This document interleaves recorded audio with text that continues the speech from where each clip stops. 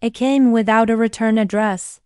Wrapped in waxy paper that smelled faintly of mildew and iron, the box sat on the collector's doorstep like a coffin left in haste. The morning air was wet, heavy with the scent of rain and rust. When he first noticed it, a small misshapen parcel tucked neatly against the stoop, he assumed it had been misdelivered. No courier name, no tracking slip. Just a brownish stain seeping through the corner of the wrapping and a single note tucked beneath the twine. You won. She's yours now. He hadn't ordered anything recently, at least nothing that matched the weight or feel of this thing. Still, curiosity was his profession and his vice. The collector specialized in strange artifacts, objects that history had forgotten or rejected. Dolls, masks, reliquaries, anything that blurred the line between the sacred and the grotesque. He carried the box inside, setting it gently on his work table beneath the lamplight. The twine was coarse, leaving tiny splinters when he cut it away. The wax paper peeled back with a reluctant tear, releasing the smell, earthy, sour, metallic. Inside, nestled in a bed of rotting straw, was a doll. Not porcelain, not wooden, something older, something wrong. Its skin was mottled, uneven in color and texture, like dry flesh stretched too tight. The eyes were twin glass orbs, but they shimmered, faintly wet, as though they had never stopped seeing.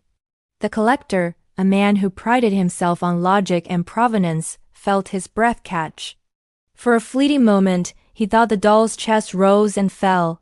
He reached out. It was warm. The first whisper came at 3:12 a.m. A voice, rasping, deliberate, slipped through the stillness of the collector's study.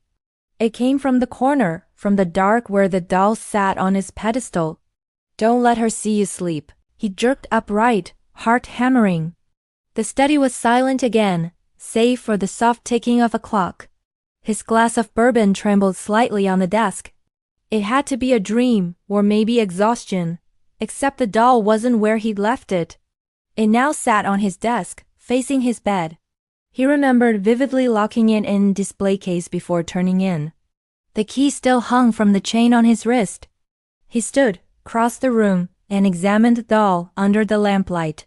The expression seemed different. Its faint smile had stretched wider, just enough to reveal the edge of something beneath its lips. That was when he noticed the mark.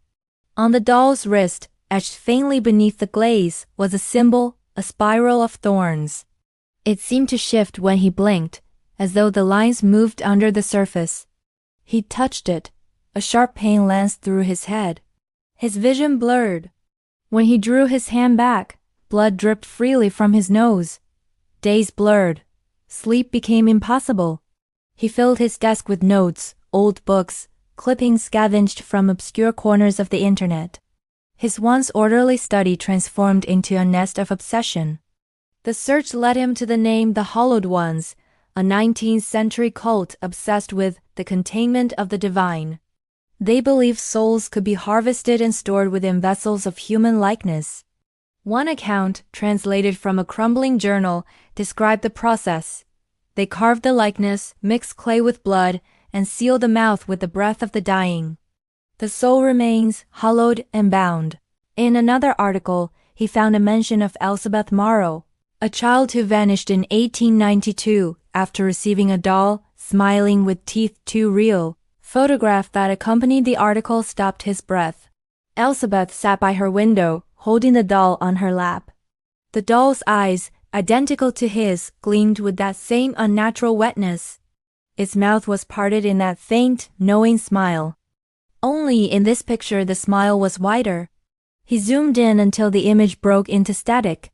Beneath the doll's lower lip, faint and almost erased by age, was that same spiral mark. When he looked up, the doll on his desk had turned its head toward the window. The house began to change. It started with the smell, that same iron tang that had clung to the box. Then the walls began to sweat, droplets forming patterns that spiraled outward like veins. Mold spread in perfect circles around where the doll sat. Electronics flickered and died. Mirrors spidered with cracks that no longer reflected him properly. One night, The collector decided to leave. He gathered what he could, laptop, notes, the cursed thing wrapped again in its waxy paper, and went to the door. But the door was gone, not locked, not jammed. Simply gone. Where the front door had been now stood a seamless wall, its surface textured with something that made his stomach lurch. Dozens of doll heads, stitched together with human hair, their glass eyes staring in unison. He stumbled backward, choking on bile. Behind him, the paper wrapping began to move. Slowly, deliberately. He turned. The doll sat upright again, free of its bindings. It blinked. A faint, wet sound escaped its mouth, halfway between a laugh and a sigh. The lights went out. The last trace of him was a corrupted video file uploaded to his private archive, timestamped 3 days later. Most of the footage was static, but fragments survived. His voice trembled, hoarse and uneven. "She's not a doll, she's a vessel. I found the diary. The doll maker fed her souls, carved them into her teeth. I can hear them. When I close my eyes, they scream." He lifted the camera shakily, revealing his study. The walls were now blackened, pulsing faintly. Behind him, the doll sat where the window used to be, watching. "I tried to burn her," he whispered. She laughed.